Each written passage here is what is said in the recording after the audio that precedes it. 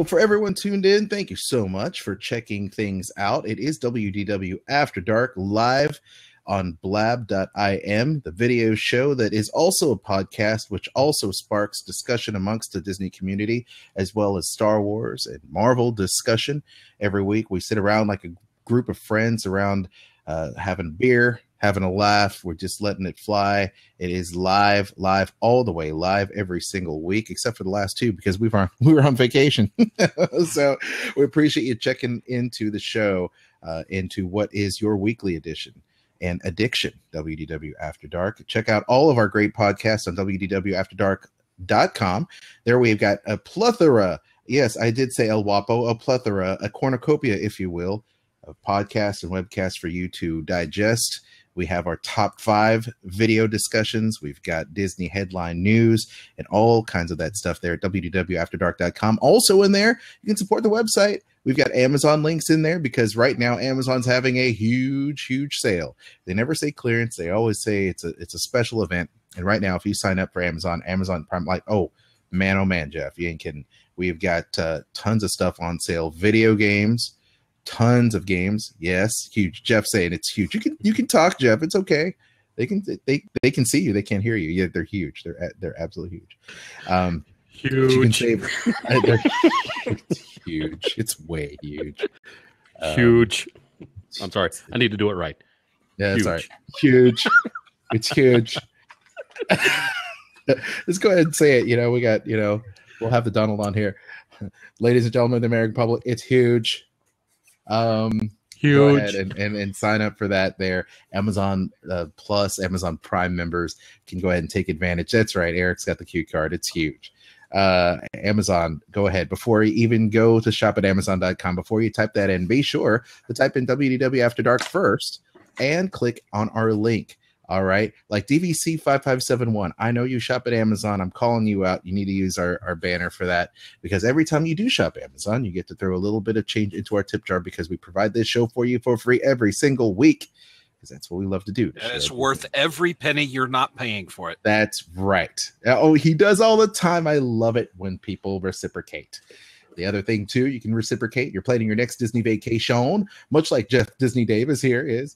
You can go ahead and contact our little travel guru, Miss Kristen, and she is all primed up, ready for you to give her an email at magicaljourneysvacations.com. She'll be able to plan out your Disney trip, help you with that, save you money in the course of all that, time and aggravation, something you don't need to waste money and time doing, being on the phone on hold with Disney for hours on end. Yeah, Kristen will do that for you. And Kristen has a inside track into all the great deals and helping you save money to further enjoy your Disney trip. So once again, support the show using those two links, Amazon and magicaljourneysvacations.com. And now it's time for WDW After Dark. WDW After Dark. Now loading.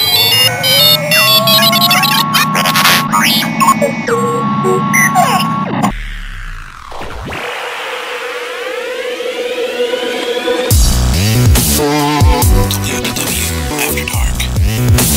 WDW After Dark. Live and uncensored. Starring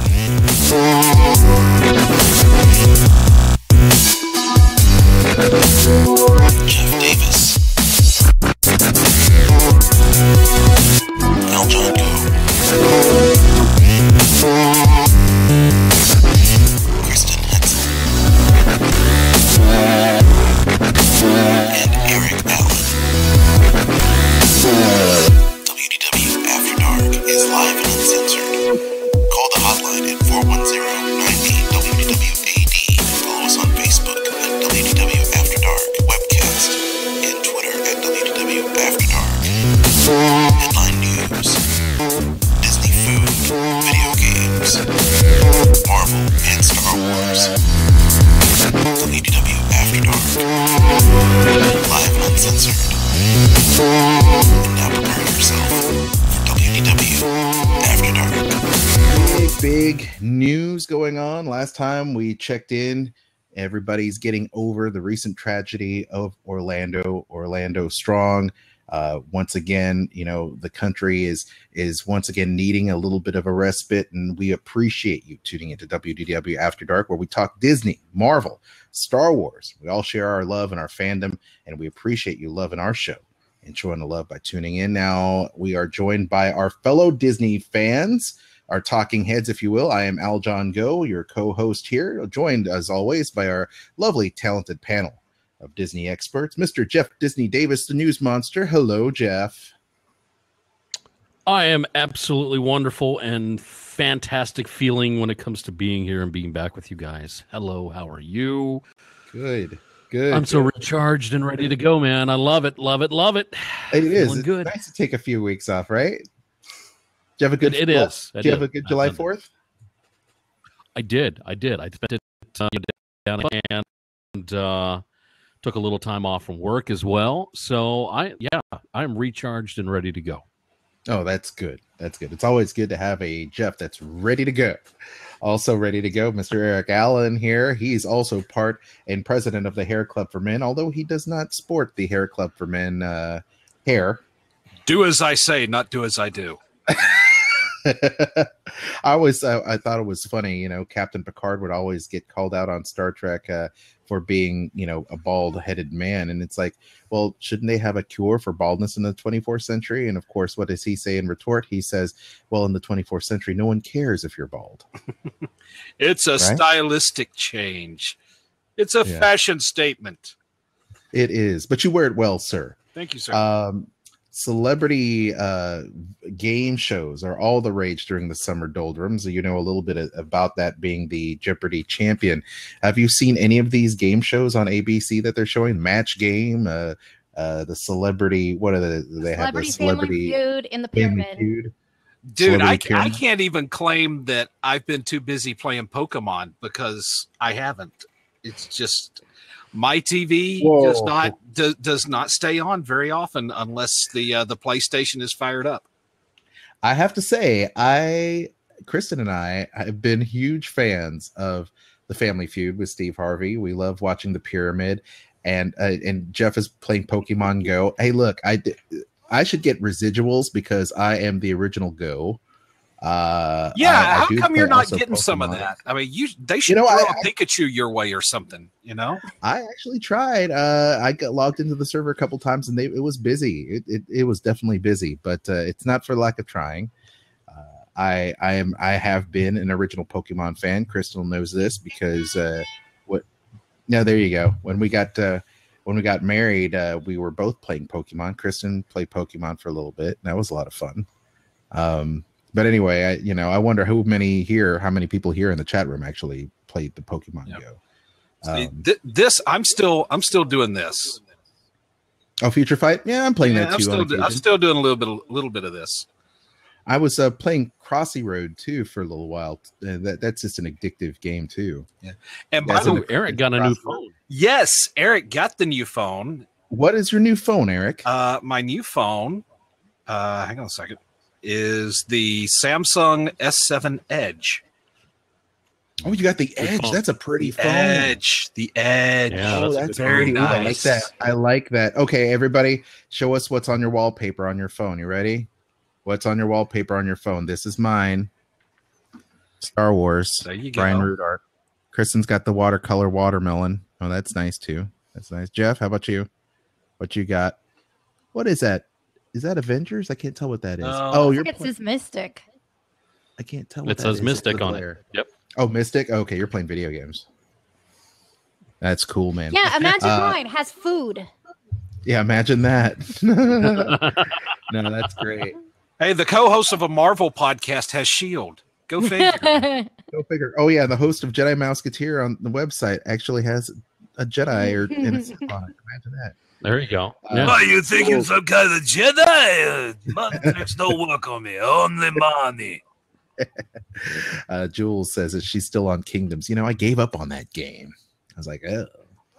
I just started getting bored. Magic Kingdoms? Yeah, I'm still doing that too. Yeah. Are you?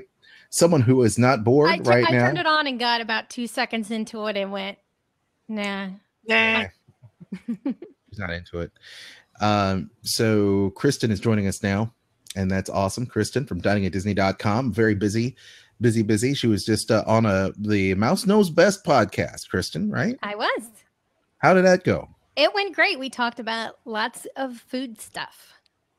This is a busy time for you. Everyone's gearing up for the International Food and Wine Festival. We've got to talk about that. And briefly, before we get into the headline news and our discussion, which we'll talk about in a second, Kristen, once again, you do have a very special book, proceeds going to a charity. You want to go ahead and mention that at the top of the show? I do. The Dining at Disney Epcot Dining Guide. All of the money when you purchase that book is going to the One Orlando Fund, which is the fund that was set up by the mayor in order to help the Orlando shooting victims at the Pulse. Very good. Thank you for that. And I'm sure everybody here would like to pitch in the effort. It's a great book and it's for an awesome cause. So go on out there and check it.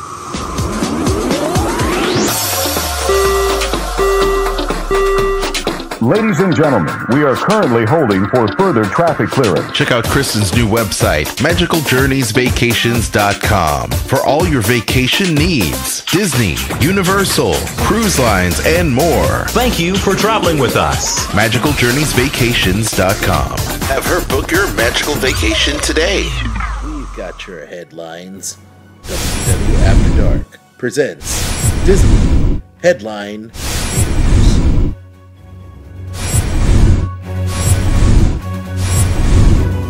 Start off with the first news. I'm going to go ahead and kick things off really quick because D23 Expo is just right around the corner. It'll be here before you know it. D23 Expo is going to take place July 14th through 16th, 2017, next year.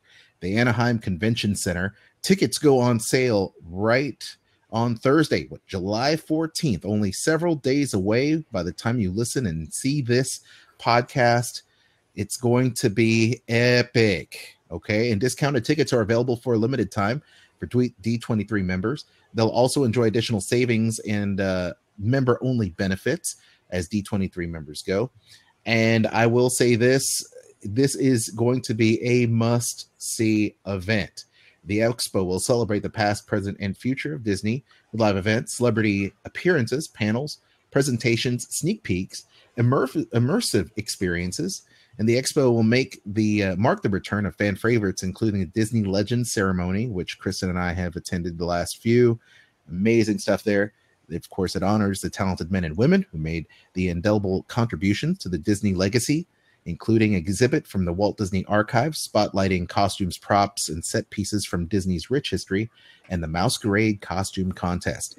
Tickets for the D23 Expo in 2017 will be available at a discounted price for a limited time, July 14th through December 31st, 2016. Tickets are only $67 for one day adult admission and $46 for children 3 to 12 age. And then tickets for D23 official fan club members are discounted to $57 for one day adult admission, $41 for children. Multi-day saving tickets are also available as well, so you can see the entire 3-day extravaganza. The D23 members can save as much as $296 off the price of admission based on the purchase of four 3-day tickets at the D23 member rate. For more information, you can log on to d23expo.com. And once again, you can check out all the different member benefits in there as well, because there are a lot of them. And the last D23 Expo in 2015, you were able to see the cast of Once Upon a Time, the cast of a Goofy movie celebrating their 20th anniversary. You could find Disneyland fond memories of the past, and with Becky Klein and the archives director. Let's see. We also have other voice actors in there as well. Marvel was there. We had The Rock was there. It was just a really, really great event. And I suggest anyone that's really down with that really should sign up for the D23 membership and get your discounted tickets on right now. And yes, there will probably be a lot of Marvel TV announcements in there as well. Nothing like running into Kevin Feige or any of the cast or crew of Marvel when you're wandering around the D23 Expo, because that's what happens at the D23 Expo. It's pretty awesome. Running into Joss Whedon. Yes, please. I'll do that. And I've done that. And Kristen was next to me when it happened. It was pretty awesome. So all kinds of really cool things like that happened. And I know we're probably going to end up having a mega meet there with a lot of our Sorcerer Radio fans, listeners, as well as WDW After Dark fans and listeners. Kristen, we met so many people that follow your site and your blog. Your insights on this event? Do it. It's a lot of fun. And what more do you need? Floor. I like to walk the floor and see the different booths that are set up and collectibles, paintings. You'll even find people selling park maps. I wonder if they would buy my park maps from me. Probably. I could be like, hey, I'll sell you my park maps for half the price that you're charging for those same park maps. You know, That's I'm awesome. kind of like a stack now, like this high of expired park maps. Yeah, well, there you go. You can turn them into jewelry, or you can sell them on eBay. That's right. Disney turns them into jewelry over at Epcot. Yeah, you'd love to buy them. I'm sure people love to buy them. Another quick story here. We have news coming from the Walt Disney World Swan and Dolphin Resort. Fantastic weekends at the Swan and Dolphin, August 26th through 28th, Labor Day weekend, September 2nd and 4th. So we have a bunch of stuff going on there. Now, guests for the resort will feature activities for all ages, with the highlight being 100 tons of intricately sculpted sand art designed by award-winning world-class sculptors from Team Santastic and constructed right on the Walt Disney World Swan and Dolphin private beach. Now, the event will offer guests a variety of different ways to take part in the action, from watching masterpieces being created up close to learning the tips and techniques of sand sculpting during a sand sculpting clinic. Those with a competitive side can take part in an amateur sculpting contest to try to stump professionals by giving suggestions based on speed sculpting demos, where a piece is created in just 10 minutes. Of course, there's different fun and games there as well. Fun for the entire family. The fun continues through Labor Day, Monday, September 5th, with special tributes to celebrate the kickoff classic college football game between Florida State and Ole Miss, taking place in Orlando. Fans of each team will get a giant sand sculpture in honor of the game, incorporating a tribute to both teams. And the lights of the Walt Disney World Swan and Dolphin Causeway will feature the team colors. Coverage of the kickoff classic between Florida State Seminoles and the Ole Miss Rebels will be shown on an outdoor oversized projection screen. Overnight accommodations during Fantastic Weekend start at just $168 per night. To reserve a room or for more information, you can check out fantasticweekends.com. And we appreciate the Swan and Dolphin for giving us that information, this breaking news report. A lot of really great stuff there. And now, of course, there is parking and all that other stuff that you have to contend with. We do have the entire article posted at JediMouseketeer.com. I'll have the link in our show notes. So exciting times there at the Swan and Dolphin Resort. So that said, let's go ahead and move into some Disney geekery there with Mr. Eric Allen. Marvel time. Marvel times, particularly one time in particular that would be 10 p.m. Eastern, 9 o'clock Central, starting September 20th. That is when Season 4 of Marvel's Agents of S.H.I.E.L.D. will premiere for the fall, and what looks to be probably its final fall premiere. Why do I say that? It's because it has been shuffled off to the Kiss of Death time slot. So if you're the type that will go to a place like change.org and fill out online petitions to save a canceled show, don't bother. This is how you save the show. You watch it now. Don't wait until it goes away and then go, oh my God, you've got to bring it back. No, you watch it now. That's how you save this show, because ABC has put the torp in the water. It's up to us to save it, and we save it by watching the darn show. All right. Anyway, we have breaking news on the Marvel front, and this broke just today. Fox, the network, has put a put pilot commitment. Now, what a put pilot commitment is, basically, it is a commitment by the network that it's going to pick up this pilot either for a special or a series.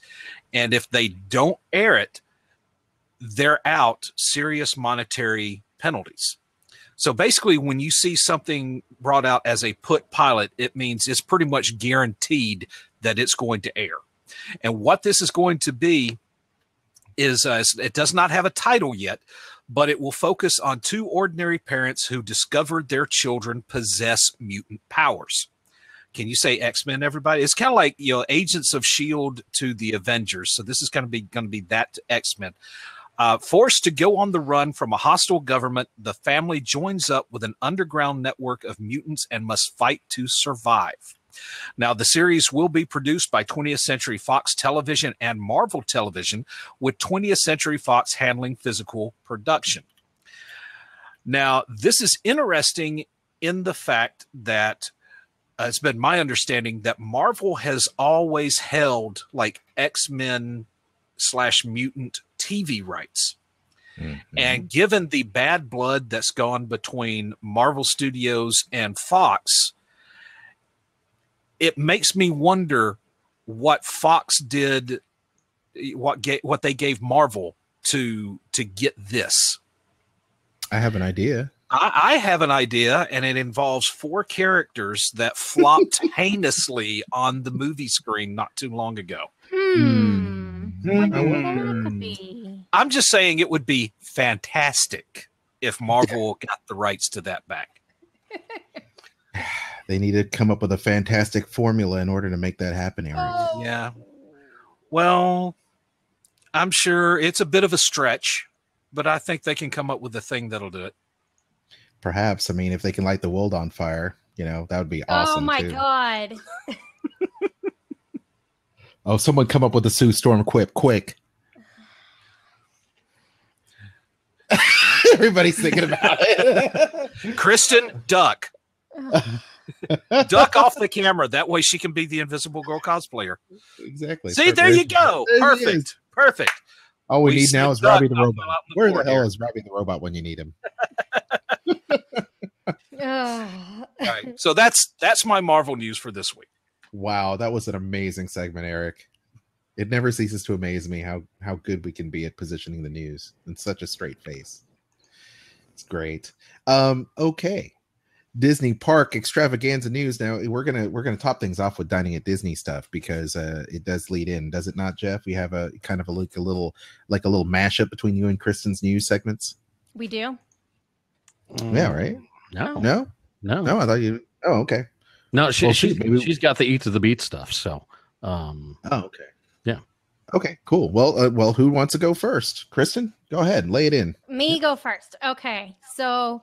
My first bit of news is that today, Chef Art Smith's homecoming, Florida Kitchen and Southern Shine opened in the town center section of Disney Springs. It's located right near Morimoto's. Maybe people have seen it being built, but if you don't know, Art Smith grew up in Florida, went to college at Florida State, and then he was part of the Disney College program at, of course, Walt Disney World. So he has a lot of Florida upbringing there, and he's bringing his Florida favorites and his Southern favorites and kind of putting all of those together. And one of the dishes on the menu I can't wait to try is going to be the shrimp and grits. I'm thinking that's going to be good. But there's also going to be Art's Fabulous Fried Chicken, Fried Catfish, Mama's Mac and Cheese, Shine Cake. There's going to be a grab and go window where you can get a fried chicken sandwich, chopped pork sandwich, margarita, sweet tea shine to go. So those are some of the menu items. Prices drastically range from $7 to $41. So you could probably eat on the inexpensive side or eat on the pricey side, deciding, what you want to do. They will be accepting the Disney dining plan. I have emailed them and they do not know the answer, but they are looking into it about whether or not tables in Wonderland will be accepted or not. Currently, reservations are not available on Disney's website, but you can call 407 WDW Dine and get your reservations that way, though. Very and cool. Then on to talking about some food and wine stuff. Well, got lots of food and wine stuff. On the 21st, you're going to be able to book any of those culinary demonstrations, beverage seminars, all that kind of stuff, special events. You'll be able to book then. They're not currently available, but the menus are available, except for one. Our unnamed marketplace booth still is unnamed, and we don't have a full menu for it yet.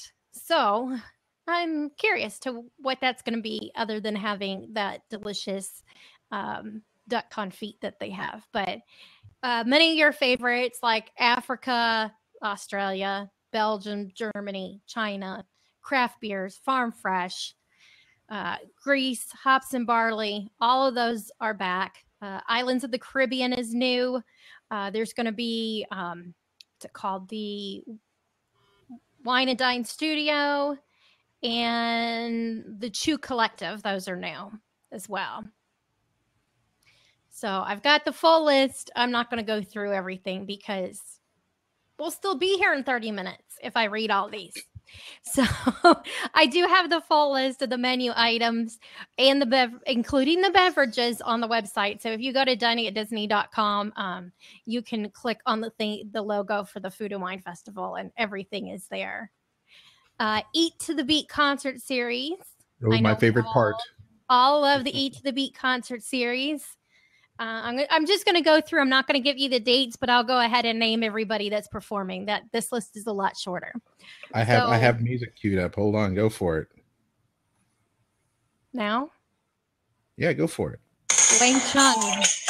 Wang Chung? Did someone say Wang Chung? No, Yeah, he I did said say Wang Wang Chung. Chung. Anyone can hear that.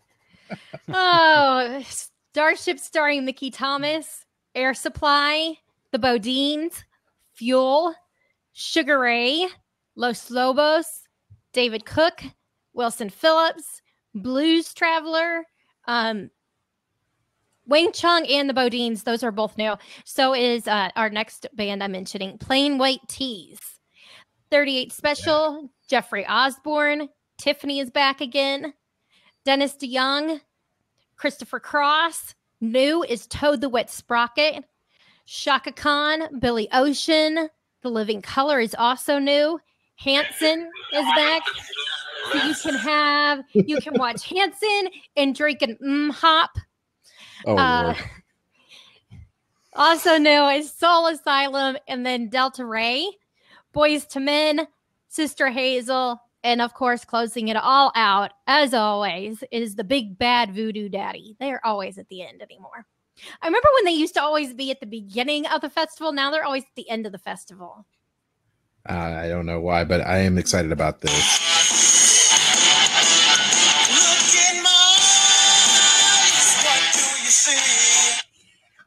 All right. Okay. You're like blowing my ears out doing that. Oh, I'm sorry. Everybody's blowing everybody's ears out.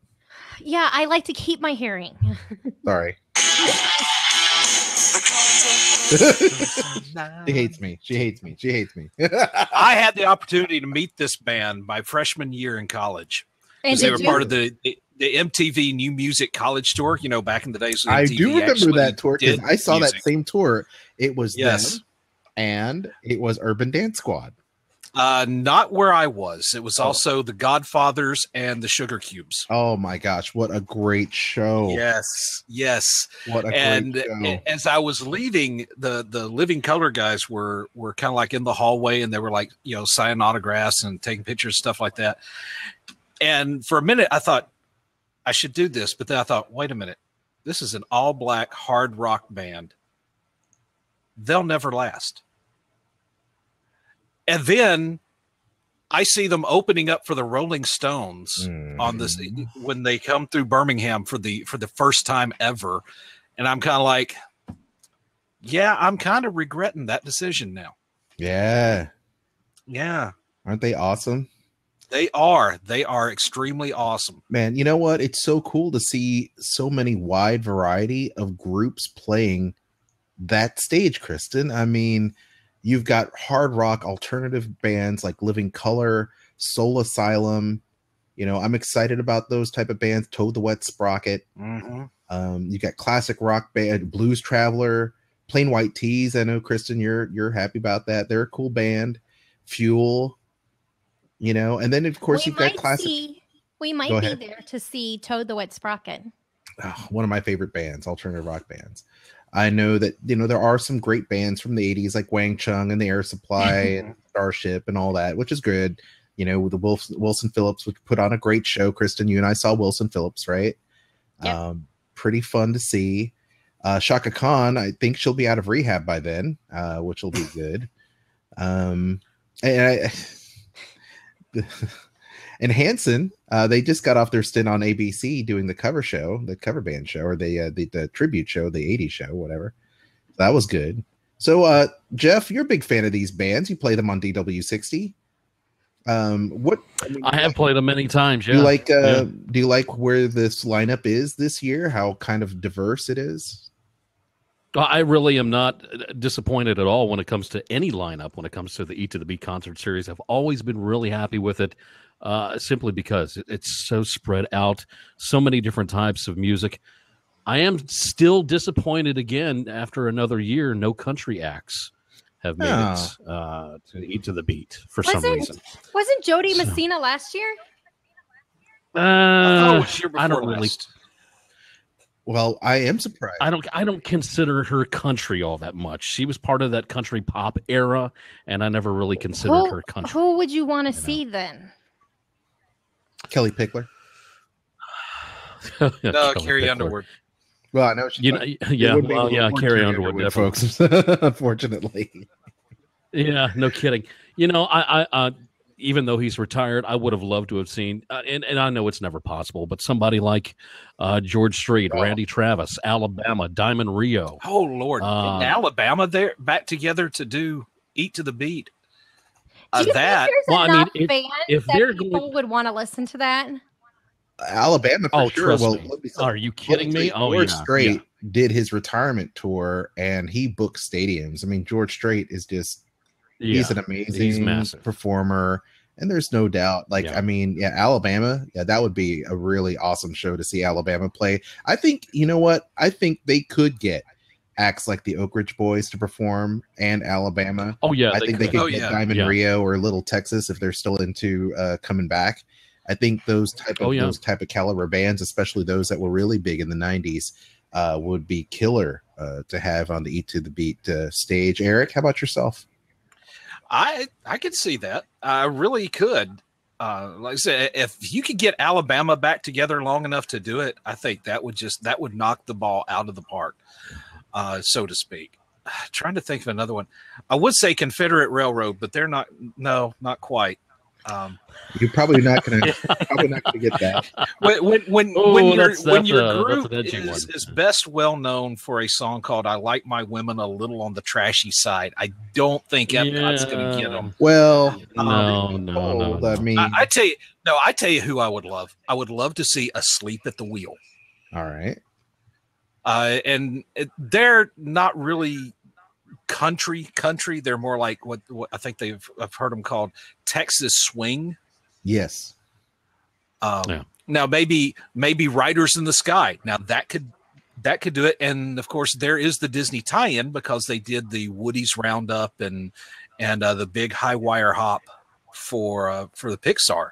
True. But yeah, I think you could pull that in. Yeah. Ooh, I think there are a number. That just made me think of Rascal Flatts would be a fantastic addition with the Disney tie. Yeah, I know the guitar tech for Rascal Flatts, and they are paid a hell of a lot of money to do those. Yeah, they are.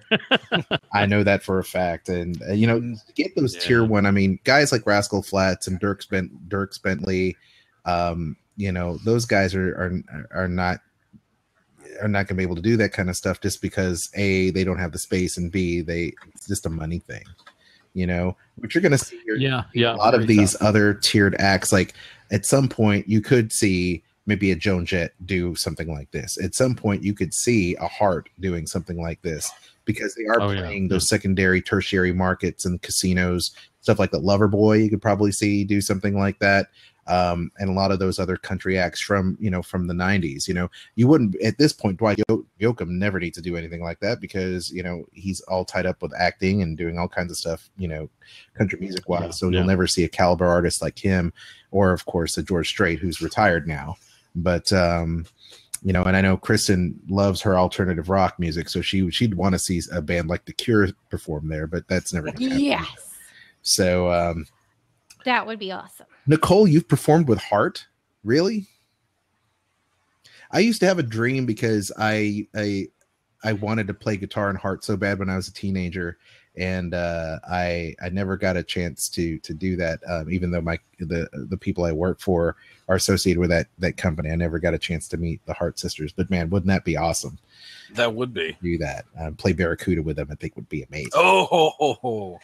Yeah. All right, sometime you're going to have to just whip out a guitar from that wall of guitars behind you and just start cranking out the guitar part of it. Oh, for Barracuda? Oh, yeah, sure. Yeah. Just open the show going dun dun dun dun dun dun dun dun dun. Okay, so I'll record a segment and I'm going to stick it into the podcast just for you, Eric. Okay. No, that's great. The Eat to the Beat lineup, of course, can be seen at diningatdisney.com. Kristen, any more dining news before we log into what is going to be probably a bunch of great park news from Jeff? I'm done. All right. Once again, check out Kristen there at diningatdisney.com and her podcast, a recent interview with Disney Parks author Pam Brandon, available for download right now, which is a great interview. So please check out diningatdisney.com.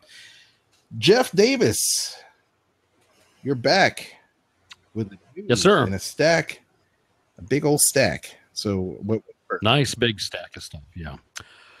We're going to start things over at the Jungle Cruise over in the Magic Kingdom, where they are once again welcoming its skippers to make some jokes about the crocodiles that live in the attraction and appear in the attraction. Meanwhile, the floating crocodiles over in Living with the Land attraction over at Epcot have been removed. So there's some mixed signals going on when it comes to Disney's decisions on this animal. Now, while guests no longer hear jokes about the crocodiles watching children, skippers on the world-famous Jungle Cruise are now once again mentioning Old Smiley and his girlfriend Ginger, who snaps, of course.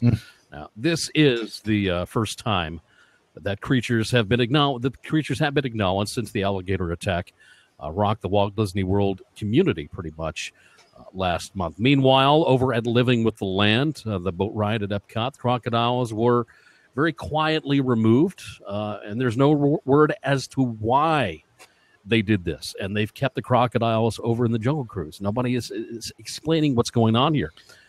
But one of them's clearly real. It's the thing is with these crocodiles that were in Living with the Land. I'm not talking about the real ones in the small tank area. I'm talking about the animatronic ones. They removed the crocodiles, but the actual pieces themselves are still sitting in the water.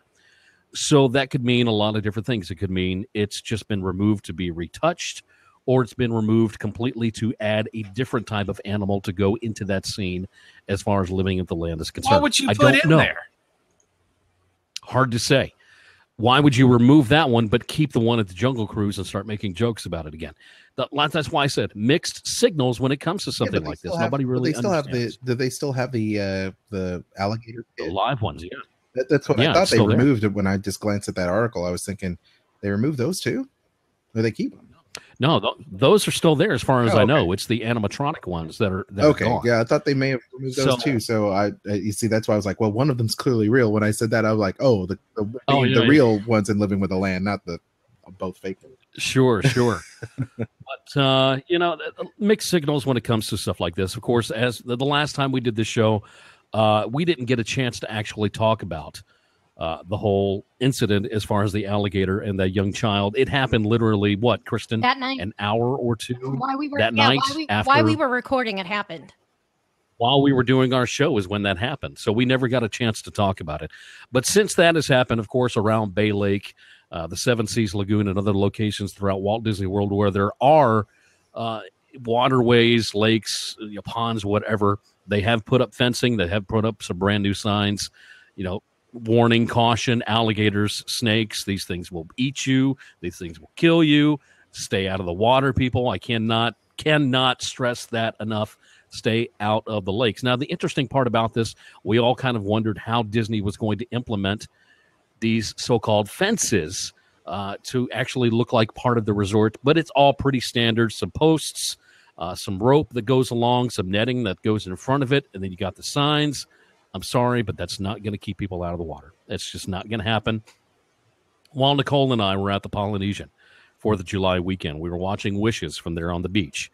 And as we're watching, and I'm looking at the water line, checking out this fence and everything, what do I see? I see kids over there swinging on the fence. Their parents are just don't care, they're just letting them swing on the fence and climb on it, do whatever. And I just kind of sat there and just shook my head. It was just unbelievably crazy that some parents just don't care what they do with their kids. But Disney is trying. They are trying their best to keep you out of the water. You just got to listen, read the signs, and realize what's going on. So, but that stuff is going on with those two attractions. Now, with Kali River Rapids over at Animal Kingdom, they have begun testing a single rider option if you want that. If you're going to go over and literally get soaked, single riders will be able to enter the Fast Pass Plus line, where they will be separated from the Fast Pass Plus riders before boarding. Now, single rider riders can get on, and they have to be at least 7 years of age or older. So even if your 8-year-old child wants to go on by themselves, they can't. If it were my child, wouldn't happen. I would expect Disney to make that a much older age than just 7 years old. I mean, that's kind of crazy, especially for an attraction like Kali River Rapids. But yeah, that ride seems to actually, push people around quite a bit, especially at that age. It does. And all you've got keeping them in there is what, a seatbelt? That's it. That's young. I mean, 7-year-olds is too young. It's just and Harper on our chat room is saying 7 is too young. Agree. Yeah, I would agree. I mean, but you have to think it also depends on the size of your kid. I mean, most 10-year-olds are my height now. Well, that's true. That is true. Have you met my son lately? Like I said, most 10-year-olds are my height. No, I mean, even though my son is like the top percentile height, weight, even back when he was 7 years old, no, I wouldn't let him ride by himself. That's, what, they may be 10 years old. They may be 10 years old, and they may be a little taller and a little bit stronger than what they used to be when we were 10 years old. But the mentality is still that of a 7-year-old or a 10-year-old, and that changes absolutely nothing. You have to think that some kids have been on that before. I mean, look at Khan, how many times he has been to Disney World. This kid's at 47 or 48 times, something like that now. And he's 10 years old. So you have kids like that have been since they were 3 months old and go all the time, that they're not afraid of this attraction. They know what they're going to get. They've been on it, tens of times. And so it's not a big deal. Now, for a kid who maybe has never been on it before, maybe has ridden it once. I mean, that's the other thing. So it's hard for Disney to try and make a call of that. So I think they're trying to figure out, also basing it on size, like legitimately at that age, is your kid big enough to ride by themselves? And right, multiple ways of screening, right? There are a couple people in the chat room there. Cat Betty says way too young. Harper Jenna says kids that age need to be supervised. Size isn't the issue for me. And Hope says too young to ride alone. Yeah, that's right. That's why it's always important, I think, as a parent, you need to make sure that provided you fit in the right vehicle. So you may not be able to fit in Goofy's Barnstormer, but you might be able to fit, you're definitely going to fit in the vehicle of the Kali River Rapids tubes. So you're going to fit in that, and you're going to make sure that your child has got adult supervision, so he or she doesn't fall out of the tube. But look at the number of kids. I mean, you guys can't tell me you haven't seen plenty of kids at the pool that were, under 7 and under, unsupervised at the pool. None of us would ever do that. Yeah. But Disney's giving the option to the people who don't want to have to supervise their kids all the time, that might want to go and sit at the Dawa bar and have a couple drinks rather than ride Kali River. That is true. None of our viewers. I understand that, right? But guys and gals at the same time, this is the kind of thing where you have millions of people that visit a park each year. It's like 10 million people visited Animal Kingdom last year. Okay, so if you're saying like, well, this is a catastrophe that's got a 1 in a million chance of happening, well, statistically speaking, that's 10 times something like that could happen. Yeah. And I think Disney just kind of needs to err on the side of caution, because if they don't and something happens, all one parent's got to do is come back with a lawyer saying, well, Disney should have known better than to let my child ride when he clearly wasn't suitable to do it. Yeah. If I was Disney, any kid that rode an attraction alone under the age of 14, I would have the parents sign a waiver. I'm just that saying. does cover their butt. That does cover their butt. Yeah. I mean, personally, no matter how if I had children, would I allow my kid to ride something alone by themselves at that age? No.